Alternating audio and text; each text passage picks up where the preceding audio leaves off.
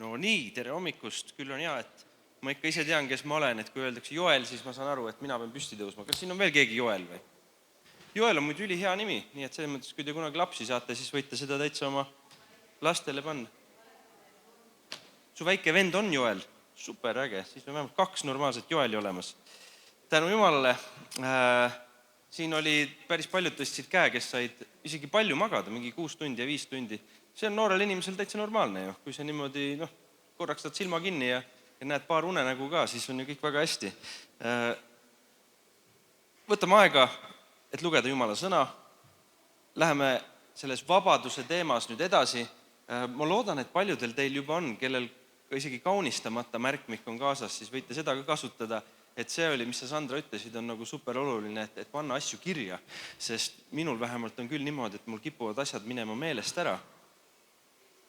Ka mingid head asjad, mis ma olen kunagi mõelnud, et see oli nii hea nagu mõte või kuidagi, et võt seal nagu Jumal kõnetas ja asja ja nii, siis tasub panna kirja. Pea ei hoiagi kõike kinni ja kogu aeg uut materjali tuleb peale, aga paber mäletab. See on hea. Kuule, kas sa oled Milone või? Sa oled Hildegard? Super äge. Ma mõtlesin, et kumb sa oled, aga täiega tore. Ma eile juba nägin sind siin. Tänaseks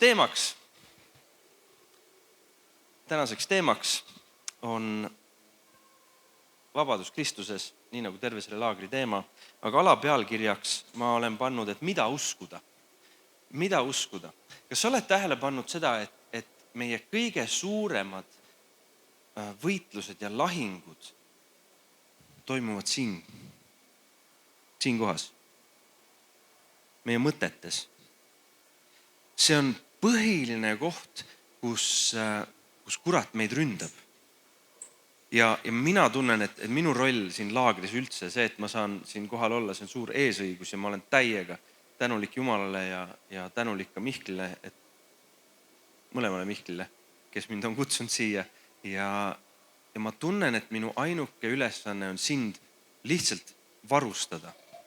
Varustada sind selleks, et sa suudaksid käia seda kristlase elu, püsida selles vabaduses, mille Kristus on meile andnud. Üks kõlar sai aku tühjaks vist, aga siit poolt kuulete ikka edasi.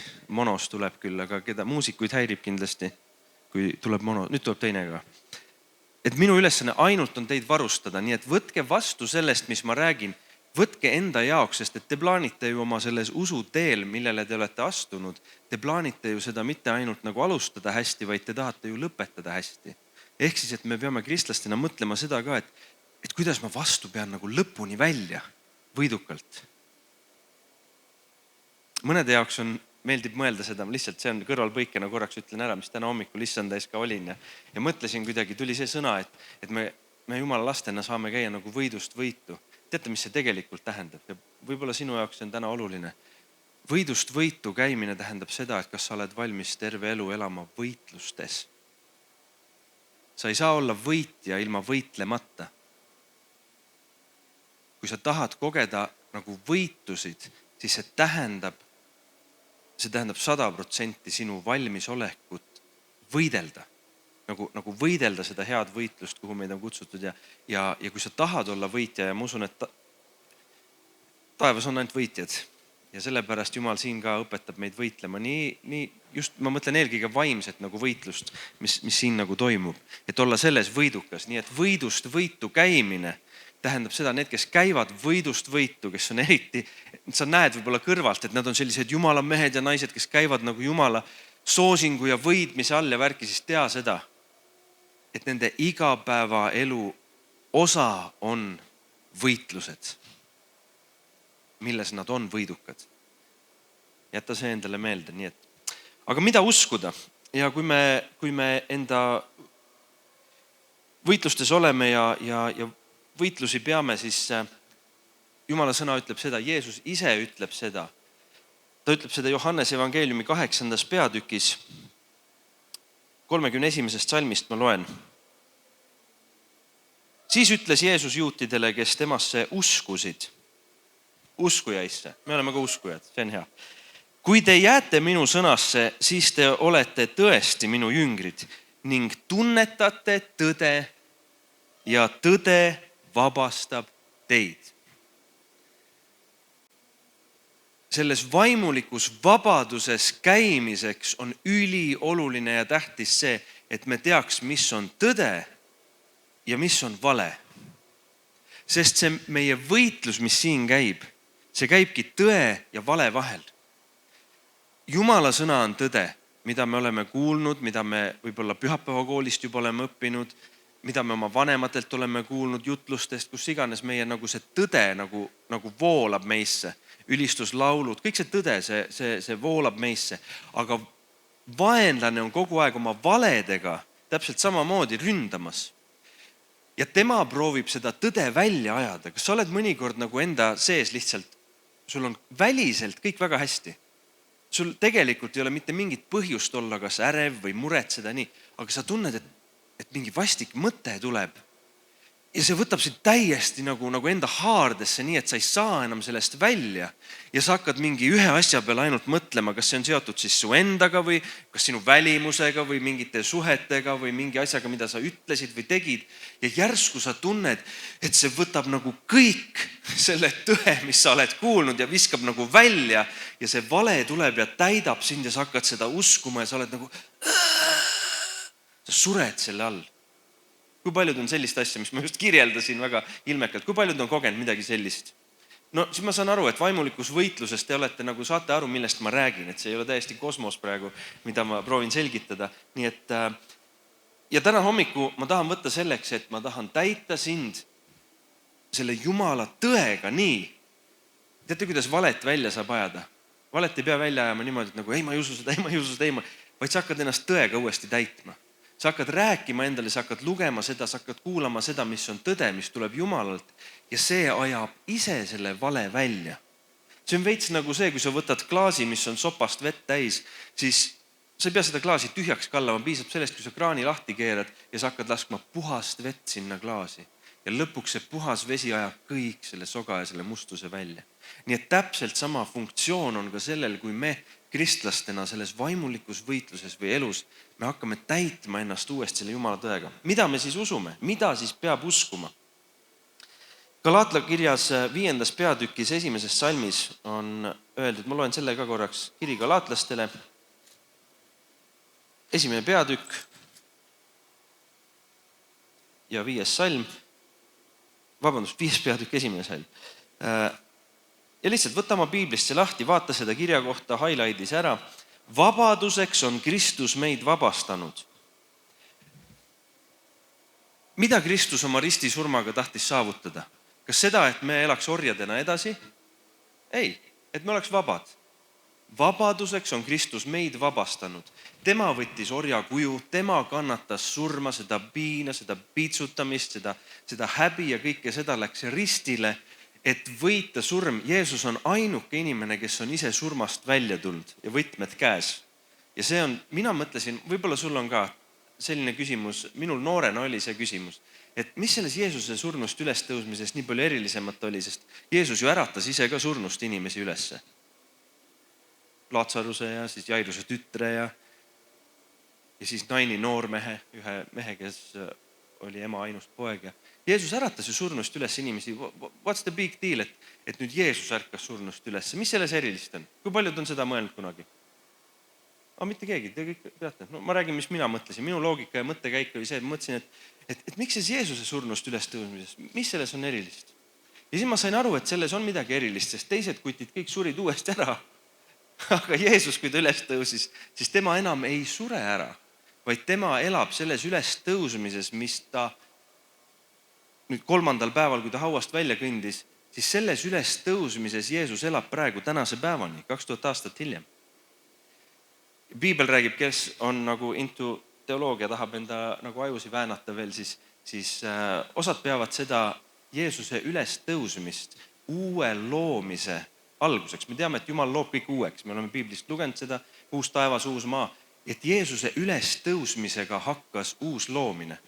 Et just kui eelnev periood, kui me teame, et Jumal lõi maailma, eks ole, 6 päevaga 7. puhkas, siis Jeesuse üles tõusmine on just kui 8. päev. See on nagu uue algus, sest siin see mõttekäik siin taga on see, et Jumal lõi maailma 6 päevaga ja pärast seda Jumal ei loonud enam mitte midagi uut. Aga nüüd, kui Jeesus surnuist üles tõusis, siis see oli uue loomise algus. Esiteks Jeesus sai, eks ole, uue ihu, selle surematu ihu, millega ta nüüd elab ja nii. Aga keegi on öelnud väga vahvalt, et Jumal lõi Jeesusele uued riided. Sest Jeesus, kui ta jüngritele ilmub, siis ta ei käinud rätsepa juures neid riideid tegemas, ta ei käinud poest neid ostmas, vaid need olid Jumala antud. See on see uue loomise algus. Nii et praegu me, ja sellepärast Jeesuse kohta öeldakse ka esmasündinu surnuist, ta on esmasündinud, tema sai uue ihu, meie kõik, kas Jeesus tuleb enne tagasi või me sureme ära, aga ühel päeval me saame kõik need uued ihud. Ja see on selle uue loomise jätkumine. Anyway, nüüd läks siin lappe. Aga vabaduseks on Kristus meid vabastanud. Ja siin Galaatia kirjas ta ütleb siis Paulus edasi, et püsige siis selles vabaduses, mille Kristus on maksnud sulle mingi raskelt hea hinna sinu eest ja ta on andnud sulle, pakub sulle vabadust, püsi siis selles ka ja ärge laske endid jälle panna orja ikkesse. Ja see on meie kõigi tahe, me tahame olla vabad, me ei taha pattu teha, me tahame käia ühte puhast ja püha ja õiget elu, mis on Jumalale meelepärane. Aga miks on nii, et me vahel seda ei suuda? Miks on nii, et ma ikka kukun jälle kas samadesse sõltuvustesse või pattudesse ja ahelatesse, millest ma arvasin, et ma olen vaba ja 2 nädalat olingi, aga siis ma leian, et see ei ole kuskile kadunud. Et miks see on jälle siin? Et mis viga on? Et kas siis see Kristuse vabadus, mille ta mulle pakub, kas see on nagu kehva vabadus? Miks ma ikka veel ori olen? Täna me sellest räägimegi. Kuidas püsida selles vabaduses, mille Kristus on meile kätte võidelnud? 2 asja, mis kristlastel lähevad tihti segamini, on see. Me peame uskuma veidike erinevaid asju selleks, et saada päästetud ja selleks, et püsida selles päästes, selles Jumala lapse positsioonis ja õiguses. Ja ma seletan kohe, miks need on 2 erinevat asja veits. Ma tahan, et sa, nii nagu mina oma vihikus olen teinud ka, ma jagan nagu lehe pooleks ja vasakule poole ma olen kirjutanud see, et mida ma pean uskuma selleks, et saada päästetud. Ja ma olen sellest varem ka jutlustanud ja see on mulle nii südamelähedane, sest ma näen, kui palju tegelikult kristlaste elus see tekitab segadust. Nii et kui sa tahad, sa võid mõttes, kui sul märkmikut ei ole, sa võid mõttes jagada nagu selle A4 lehekülje pooleks ja vasakule poole pane pealkirjaks, mida uskuda selleks, et saada päästetud. Ja paremale poole pane pealkirjaks, mida ma pean uskuma, et püsida päästetud. Võtame kõigepealt selle vasaku tulba ja vaatame siis, mis on vaja selleks, mis on tarvis inimesel selleks, et ta saaks nagu vabaks, et ta saaks päästetud, et ta saaks tulla Jumala juurde. Kuidas see protsess välja näeb? Ja tegelikult see näeb väga lihtne välja. Sa pead uskuma. Loeme Apostlite tegude 16. peatükist 31. salmi. Apostlite tegude 16 ja 31. Apostlite teod on ülitore raamat. Mina vahel kristlastel, kes tulevad, kes saavad päästetud ja kes tulevad usule, siis ma soovitan tegelikult alustada Apostlite tegude raamatu lugemist. Sest et minu jaoks see nagu selgitab nii palju ära seda, et milline see kristlase elu välja näeb ja mis, see on väga tehniline raamat ja mulle see ülimeeldib, aga samas ta on nagu jutustusena kirja pandud. Aga siin on palju head selles mõttes teoloogiat, mida nagu õppida. Nii et 16 ja 31. Siin on olukord olnud, kus Paulus ja Siilas on vanglas olnud ja imelisel viisil nad seal ülistavad ja siis Jumal päästab nad sealt vanglast ja see vangi ülem lõpuks põhimõtteliselt nagu vaatab, et siin on Jumala mehed ja tal on üks küsimus. Tal on ainult üks küsimus. Loeme 29. salmist. Siis palus valvur tuld, tormas sisse, heitis värisedes Pauluse ja Siilase ette maha. Et ühesõnaga ta saab aru, et siin on Jumala mehed, siin on midagi praegu toimunud, et niisama naljalt vanglamüürid ei vapu ja on maa värisemine ja kõik vangid on vabad ühe korraga. Sa võid kodus seda pikemalt lugeda. Aga tehniliselt on see, siis tõi nad välja ning ütles, isandad, mis ma pean tegema, et pääseda? Temal oli see küsimus, et mis ma nüüd pean tegema, et pääseda? Ma näen, et te olete need Jumala mehed, aga mina ei ole, aga ma tahan ka saada päästetud. Mis ma pean tegema selleks? Ja apostlite, me ei tea siis kumb, kas Paulus või Siilas vastas talle, nad mõlemad kooris ütlesid, Usu issandasse Jeesusesse, siis pääsed sina ja su pere. Mis on vaja selleks, et saada päästetud? Uskuda Jeesusesse. Ainuke kriteerium. Sa ei pea õppima teoloogiat, sul ei pea olema usklikud vanemad, sa ei pea kirikule annetama kõike raha, mis sul on, sa ei pea vanatädi aitama üle tee, eks ole, ülekäigu rajal, sa ei pea kiisusid ja kutsusid varjupaigast päästma. Usu Jeesusesse ja sa saad päästetud. Usu Jeesusesse, nii lihtne. See on apostlite vastus vangivalvurile, inimesele, kes tahab ka saada päästetud. Usu Jeesusesse. Väga lihtsalt ja selgelt öeldud. Ja siis nad räägivad talle Jumala sõna ja tema kojas ja kõik ristitakse, kogu tema pere ristitakse, kõik tahavad uskuda Jeesusesse, kõik tahavad saada päästetud. Nii, vaatame edasi. Võtame lahti Johannese evangeeliumi 4. peatüki. Sealt me leiame ühe loo, kus Jeesus kohtub ühe naisega kaevul. Sa tead seda lugu, ma tervet lugu pikalt ette lugema ei hakka, aga laias laastus selle loo süžee läheb niimoodi, et Jeesus tuleb oma jüngritega läbi Samaaria, keskpäeva ajal ta saadab jüngrid linna toitu otsima, ise ütleb, et ma jään kaevule ja hakkab seal ühe naisterahvaga juttu rääkima, kes on samaarlanna, kellega tavaliselt juudid ei räägi juttu, et see on awkward situatsioon, aga Jeesus räägib temaga ja peagi see naine saab aru, et siin on prohvet, et siin on keegi püha mees ja see naine samamoodi. Ta ootab päästet. Kõik juudid tollel ajal ootasid messiat, nad ootasid päästet, nad ootasid, et millal Jumal ükskord saadab oma läkitatusest, et see oli igal pool uudistes headline kogu aeg, see oli nii kui netti läksid, Delfi võtsid lahti, seal oli messias tuleb. Juutidel oli kogu aeg see ootus ja täna päevani usklikel siis juutidel on see messia ootus, eks ole, nad missisid, et Jeesus juba tuli, aga juudid ikka veel ootavad, et messias tuleb ja see ootus oli tollel ajal ka, et ühel päeval tuleb ja seab kõik korda ja ta teeb kõike head ja värki ja nii. Ja nüüd järsku see messias kõnnib siin samas, 2 jalga on tal all, tal on käed, tal on ilmselt ilus habe ja pikad juuksed, nagu Jeesus seal Josenis on, eks. Ja ta kõnnib ja ta kohtub seal ühe inimesega, kes väga ootab tegelikult messiat. Aga nad ei oska teda oodata inimesena, vaata. Nad ootavad, eks ole, et tuleb mingi keravälk tuleb ja ütleb, et ma olen Jumal ja ma olen messias ja siis niimoodi oodati. Aga Jeesus tuleb tutsa, sünnib sõimes, tuleb inimesena ja sellepärast see nagu lõhestab inimesed 2 gruppi. Ühed, kes usuvad, et sa oled see, kes sa ütled ja teised, kes ei usu. Ja siin selle naise puhul, see on nii veider, et see naine otsustab uskuda. Jeesus ütleb siin 4. peatüki 26. salmis, Jeesus ütles talle, mina, kes ma sinuga räägin, olengi see. Mina olengi messias. Ja Jeesus ütleb talle need sõnad, ilma, et ta teeks ühtegi imetegu või ilma, et ta võtaks oma ID-kaardi välja ja ütleks, et mis see sünnikoht on nagu heaven, et dad on God ja värgid, et ilma, et ta midagi tõestaks. Ja mida see naine teeb? Selle naise reaktsioon on võrratu. See naine jookseb külasse tagasi ja ta läheb, ütleb kõigile seal külas, et ma leidsin selle, keda me ootame. Kas tema ei olegi mitte messias? Ta ütles mulle kõik asjad, mida ma olen oma elus teinud. Ta teab minust kõike, mis sest, et me kohtusime alles 15 minutit tagasi. Ja ta otsustab, pane nüüd tähele, see naine otsustas Jeesust uskuda. Ta otsustas lihtsalt uskuda seda, mida Jeesus ütleb.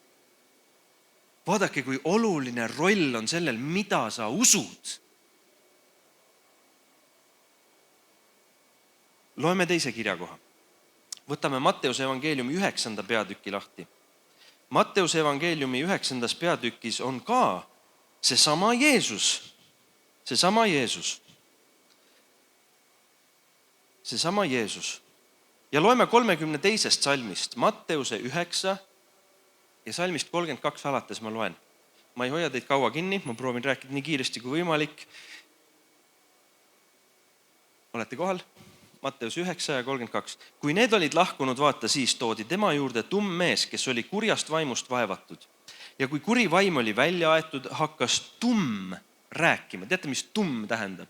See on nagu see mute'i nupp, mis sul telefoni külje peal on. See mute, eks ole. On see inglise keeles mute. See ei saa rääkida. Ei saa rääkida. Aga tumm hakkas rääkima kõigi silme all. Sest Jeesus ajab tast kurja vaimu välja, eks ole, ja tumm hakkab rääkima. Rahvahulgad panid seda imeks ja ütlesid, sellist asja ei ole Iisraelis iialgi nähtud. Mitte, et me ei ole viimasel ajal siukseid asju palju näinud. vaid siukest asja ei ole enne näinud, et vend, kes on tumm, kes ei räägi, hakkab üks hetk rääkima, kuidas kuri vaim välja aetakse. No nii, siin on keegi mees, kes teeb mingeid kummalisi asju ja see Jeesus, ma mõtlen. Ja pane nüüd tähele, variserid aga ütlesid, ta ajab kurja vaime välja kurjade vaimude ülema abil. Variserid, nad nägid Jeesust. Hoia nüüd taustal see pilt sellest naisest seal kaevul. Ta ei näinud Jeesust tegemas midagi üleloomulikku või tunnustähte või imet. Siin nähakse Jeesust tegemas sellise ime, mille kohta ümber olevad inimesed ütlevad, me ei ole mitte kunagi siukest asja näinud. Kes see mees on? Ta peab olema Jumala juurest, ta peab olema Messias. See on paljude nende tunnistus, kes on saanud tervenemise Jeesuselt. Kui me loeme sõna, siis me näeme, et paljud ütlevad, et me ei tea, kes ta on, aga ta peab olema Jumala juurest, sest ükski ei suuda teha siukseid asju. Ja variserid, kes käivad Jeesusel tegelikult kogu aeg sabas ja näevad teda rääkimas, täpselt neid samu asju, mida kogu rahvas kuuleb, näevad teda tegemas neid imesid ja tunnustähti, mida mitte keegi varem ei ole näinud. Ja nad otsustavad mitte uskuda. Nad otsustavad nemad valivad mitte uskuda. Ei, ta ajab kurjade vaimude ülema abil, ajab neid asju välja. Ja nad otsustavad mitte uskuda, et Jeesus on Messias. See naine seal kaevul uskus. Ja tänu sellele terve külas toimus ärkamine hiljem. Aga variserid käivad Jeesusel kogu aeg sabas ja nende uskmatus nende südames näeb seda Jeesust, näeb praktiliselt Jumalat kõndimas nende ees, tegemas imesid vasakule ja paremale ja nad otsustavad mitte uskuda. Ja nad tegelikult sulgevad selle taeva ukse enda eest ise. Mitte, et nad oleks päästeks kõlbmatud, aga nende uskmatus ei lase neil Jeesuses näha seda, kes ta on. Nii et, kuidas saada päästetud? Usu issandasse Jeesusesse. That's it. Nii simpel see ongi. Lapsedki saavad sellest aru. Päästmine peab olema nii lihtne, et lapsed saavad sellest aru. Sest Jeesus armastas lapsi. Jeesus armastas lapsi. Kui asi läheb keerulisemaks, siis tea, et kuskil on midagi valesti.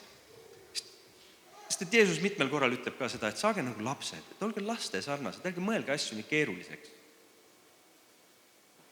Et hoia seda endal meeles. Usk on see, mis päästab.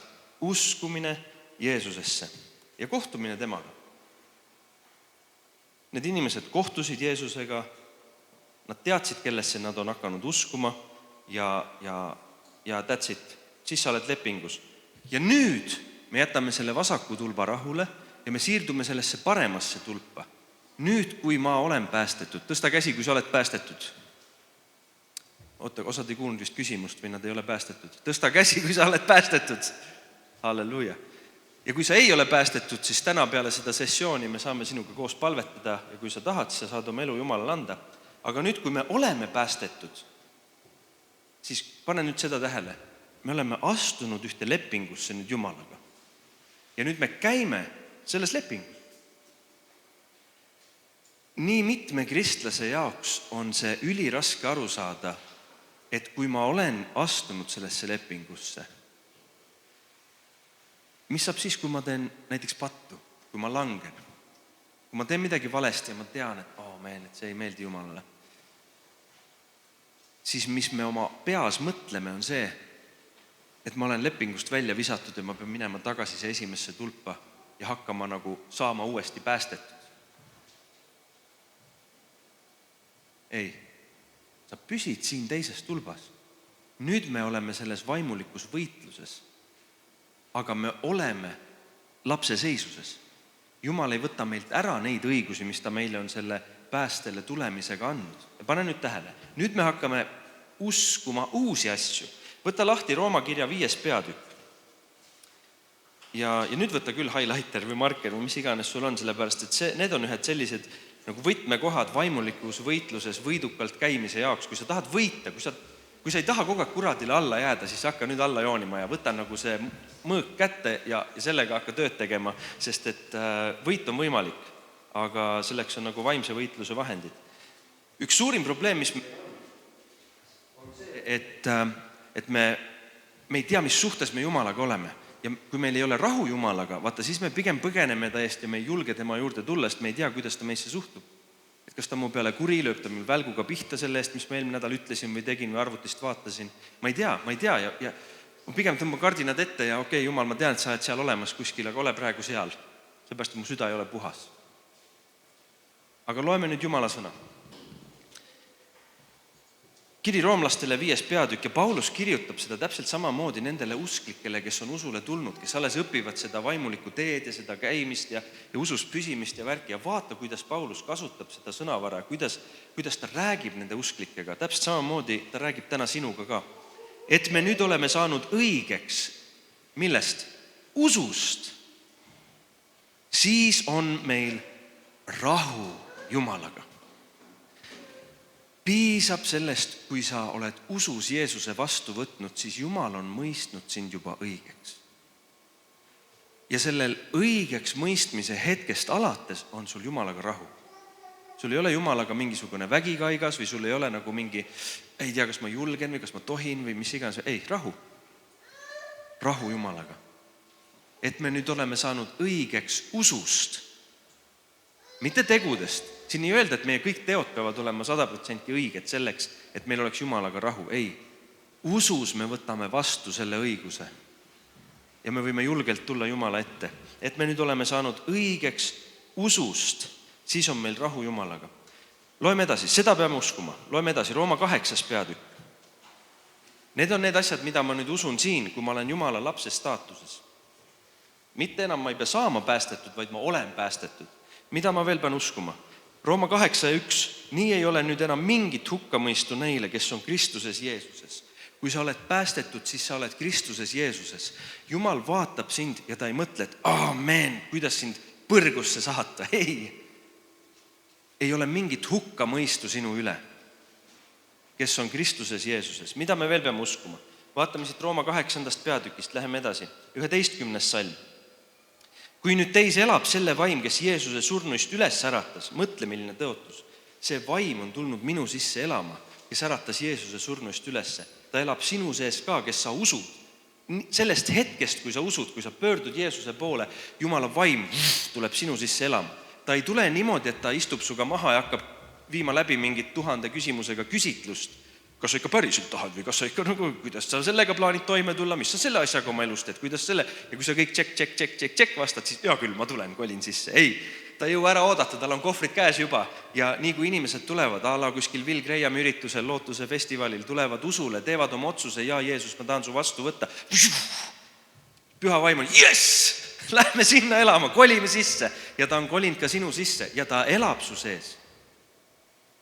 Ja ta on juba lahti pakkinud ja ta ei kavatse iga väiksema asja peale kokku pakkida asju jälle välja kolida. Nii et mida me usume nüüd ja see kõik, mis ma räägin sulle, jäta see meelde, vaata, kust seda leiab, sest et kui see vaimulik võitlus tuleb, et kurat hakkab sulle valetama midagi, et sa tegelikult ei ole seda väärt, tegelikult püha vaim ei ole su sees, siis sa tead, kuidas talle vastu seista. Võib-olla praegu hetkel sa ei võitle, aga sa võitled võib-olla ülehomme, sa võitled võib-olla neljapäeval, sa võitled võib-olla järgmine laupäev. Nii et jäta meelde, mina ainult varustan sind. Nii et kui nüüd teis elab selle vaim, kes Jeesuse surnuist üles äratas, siis see, kes Kristuse surnuist üles äratas, teeb ka teie surelikud ihud elavaks oma vaimu läbi, kes teis elab. Rooma 8, võtame 14 salm, sest kõik, keda iganes Jumala vaim juhib, on Jumala lapsed. Mis tähendab olla Jumala laps? Kas nüüd sellest sa pead aru saama ja ma arvan, et sellega ma võib-olla lõpetan. Mis tähendab olla Jumala laps on see, et üks juriidiline protsess on läbi viidud, sest sind on lapsendatud kusagile perre. Lapsed saavad perekonnaliikmeks 2 viisil. Ühed sünnivad, need, kes sünnivad kuhugi perre, ja teine viis on veel ka võimalik, on lapsendamine. Eks? Sellepärast Jeesus räägib, et kuidas Jumala riiki saada, sa pead uuesti sündima. Sa pead sündima Jumala lapseks. Kui sulle see pilt ei meeldi, sa sellest ei saa aru, siis ta ütleb, et okei, et meil on lapse õiguse vaim, meid on lapsendatud. Kuidas lapsendamine välja näeb? See on keerukas protsess, sa pead täitma seal pabereid, sind jälgitakse, su pere vaadatakse, su kodu vaadatakse, kui sa tahad kellegi endale võtta, et see on nagu suur protsess. Ja kui need vanemad, kes nagu last tahavad lapsendada, siis nad peavad ikka väga tahtma, seda teha. See ei ole umbes nii, et võtame nädalavahetuseks lapse, et ta koristaks meil tuba. Et see ei käi päris nii, vaid see on pigem nii, et me nii väga armastame seda väikest kutti, kes praegu seal lastekodus on ja me tahame talle anda ühe toreda ja hea kodu. Me tahame, et ta kogeks armastust oma elus, me tahame teda toetada värki ja me oleme valmis kõik selle juriidilise protsessi läbi tegema ja et me saame ta lõpuks enda lapseks. Ja kujutad sa nüüd ette seda, et kui me oleme lapsendanud, näiteks oma peres oleme ühe Martini lapsendanud või whatever ja see Martin näiteks on juba 5-6 aastane ja siis ta järsku lõhub meil lillevaasi ära, kas me siis tõmbame need paberid lõhki? See ei ole enam mu poeg, ka minema siit, mine tagasi. See oleks naeruväärne, eks? See oleks naeruväärne. Võib-olla me riidleme taga, ja võib-olla me ütleme, et pole hullu, me liimime vaasi kokku ja ratata ja mis iganes saab ja värki. Mitte iialgi me ei kihutaks teda sellepärast oma perest minema. Miks meile kristlastena siis kurat nii tihti valetab seda, et kui sa oled eksinud, siis sind on Jumala perekonnast välja visatud? Ja miks me nii tihti jääme seda uskuma? Kui sind on Jumala perekonda vastu võetud, siis sa püsid seal Jumala lapsena. Jätta see endale meelde, sa oled Jumala poeg, sa oled Jumala tütar. See, kui sa eksid või see, kui sul läheb midagi valesti, see ei tähenda seda, et sind visatakse sellest perekonnast välja ja sa pead uuesti ennast siin vasakus tulbas leidma, et mida ma pean tegema, et saada jälle päästetud. Ei, sa oled siin perekonnas, sa lihtsalt ütled, isa, anna mulle andeks. Anna mulle andeks. Et kui ma siiamaani olen sulle ka halb laps olnud, ma tahan nüüd olla hea laps sulle. Aga sind mitte kunagi Jumal ei viska välja. See on üks põhilisemaid valesid, mida kurat valetab kogudusele ja kristlastele, eriti noortele. Sest et me teame seda, kui me võitleme oma pattu ja enda kiusatuste ja kõige asjade ja värkidega, me tunneme, et kui me langeme, siis esiteks me oleme iseendas nii pettunud, et kuidas ma sain. Siis me arvame, et okei, Jumal on kindlasti minus jälle pettunud ja ta näeb, et must ei olegi mitte midagi kasu. Et ta on ilmselt mind juba välja visanud, aga ta ei ole sind välja visanud. Kas sa tead seda, et meie kõige suurem cheerleader on Jeesus ise? Ja ma ei ütle seda naljaga, ma ei taha Jeesuse kohta midagi halba öelda, aga siin on Rooma kirjas on kirjutatud nii. Võtame Rooma kirjas, aga sama 8. peatükk. Leia need kohad üles, jäta need meelde, sest minu ainuke igatsus on näha sind taevas. Et sa võidukalt käid oma usutee lõpuni ja sind taevas koos 10 000 muu enda sõbraga, keda sa oled kaasa tirinud siit maailmast. Sest see on kõige parem eesmärk, mis meil elus saab olla. Rooma 8 ja 34. salm. Kes võib meid hukka mõista? Kristus Jeesus on, kes suri ja mis veel enam, kes üles äratati, kes on Jumala paremal käel ja kes palub meie eest. Kes palub meie eest. Kutid, me oleme nii heas kompanis, siis meil on Jeesus Kristus on sinu poolel. Ka sinu võitlustes, ka sinu läbikukkumistes Jeesus ei vaata, et ma teadsin, et ta veab mind alt. Ei, ta palub sinu eest. Et sa peaksid vastu, et sa tõuseksid püsti, et sa ei keeraks selga, ei jalutaks minema, vaid et sa läheksid edasi.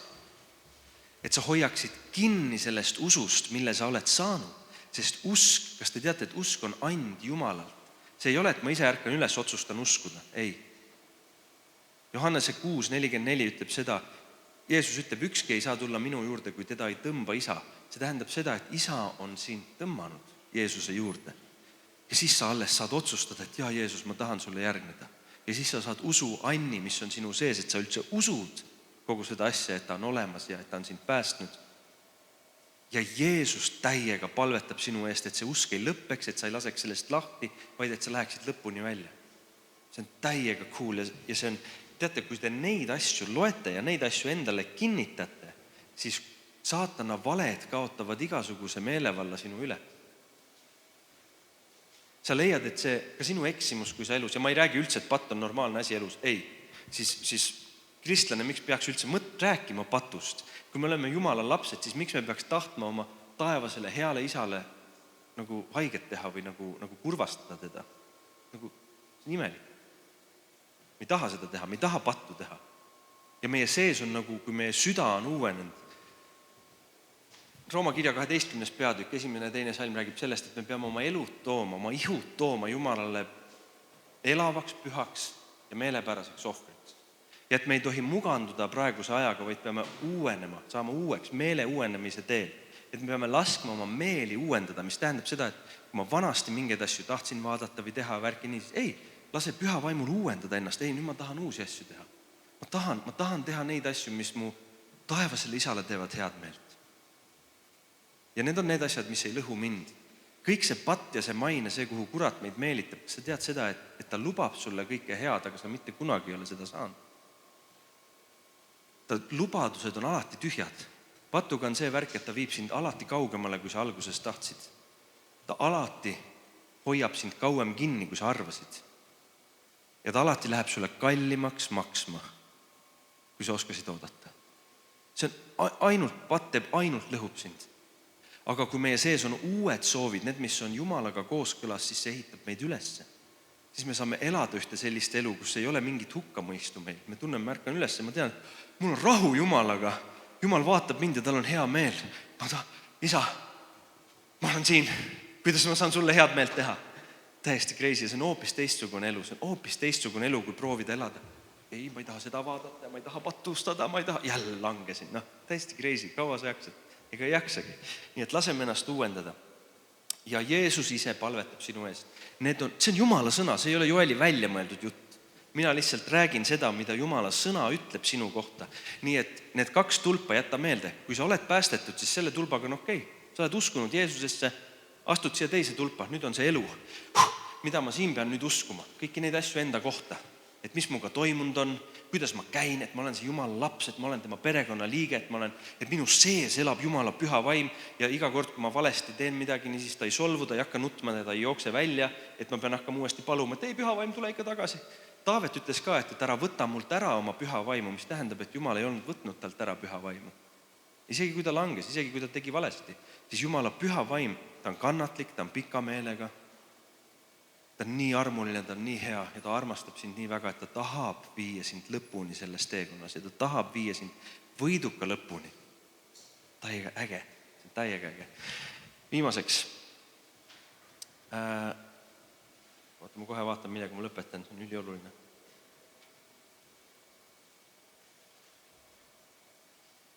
Täna õhtul tuleb äge, täna õhtul me räägime, et milles seisneb vabadus Jeesust järgida. Sest et Jeesus ei ole lihtsalt surnud meie pattude eest, et me nüüd ootaks pilet taskus, kuni ma vanaks jään või haigeks või auto alla, et ma saaks taevasse. Et see ei ole selle asja point. Vaid Jeesus suri sinu ja minu eest selleks, et see taevas saaks sinu sisse juba täna siin. Et sa käid, olles valgus, olles maa sool, olles Jeesuse käed ja jalad. Sõna ütleb seda, et kes minusse usub, teeb neid samu tegusi, mida mina teen. Jeesus ütleb seda, et me teeks neid samu asju, mida Jeesus tegi, et me käiks nagu Jeesus käis. See on üks imeline elu, täna õhtul me räägime sellest. Aga praegu ma lõpetan sellega. Rooma kirja 5. peatükk ja 9. salm. Loeme 8. ja 9. Rooma 5, 8 ja 9. Ent Jumal teeb nähtavaks oma armastuse meie vastu sellega, et Kristus suri meie eest, kui me olime alles patused. Seda kindlamini meid päästetakse tema kaudu viha eest nüüd, kui me tema vere läbi oleme saanud õigeks. Jeesuse veri on teinud sind puhtaks ja õigeks Jumala ees. Ja kui palju enam sa võid kindel olla selles, et sind päästetakse viha eest, tulevase viha eest, nüüd kui sa oled tehtud õigeks ja sa oled tehtud õigeks. Ära lase kuradil valetada endale asju, mida see sõna sinu kohta ei ütle. Ära usu neid asju. Tõuseme ja paletame. Küsin, kas meil tuleb ülistust ka siin hommikul praegu? Kuidas, kas praegu nüüd tulebki? Väga hea, võite hakata mängima ja paletame lühidalt. Ja, kiitus Jeesus. Super, tõsta käsi, kui sa said täna siit midagi mida sa tunned, et mis aitab sind sinu võitlustes nagu edasi ja järgmisele kohale või järgmisele tasandile või aitab nagu kindlaks jääd. Ära tõsta moe pärast kätt või lihtsalt nagu, ei, kõik on cool. Selles mõttes tänu Jeesus sulle, et tõesti sinu sõna on tõde ja me tahame olla siin see grupp, kes usub sind, kes usub sinu sõna. Me tahame olla nagu see naine seal kaevul, kes kohtus sinuga ja otsustas uskuda. Otsustas uskuda. Me ei taha olla nagu need variserid, kes vaatasid ja nägid ja otsustasid mitte uskuda, vaid me tahame olla uskujad. Ja Jeesus, nii hea on lugeda seda, et sina ise palvetad meie eest, et sa võitled meie eest. Kui me oleme võitlustes, siis see tähendab ainult seda, et sa tahad teha meist võitjad.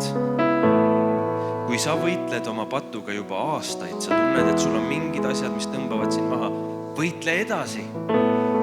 Võitle kuni vabaduseni. Ära lase usust lahti. Tea, et Jeesus palub sinu eest. See on kuradi vale, kui ta tuleb sulle rääkima, et Jumal on sus pettunud. Jumal teadis täpselt, milline sa oled, kui ta sind kutsus. Ja ta ei kahetse seda, et ta sind kutsus. Ja tal on hea meel, et sa otsustasid talle öelda jaa. Austame siis teda oma eluga. Olles ustavad lõpuni välja Jeesuse nimel. Amen.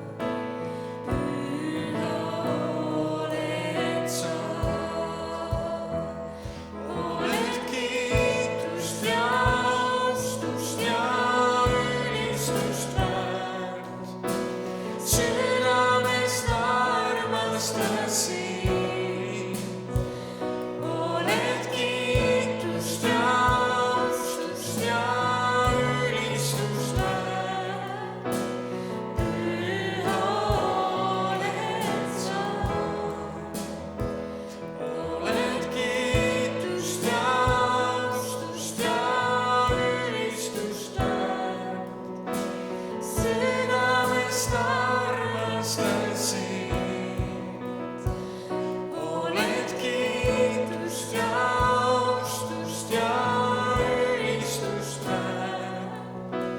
Püha oled sa. Püha oled sa.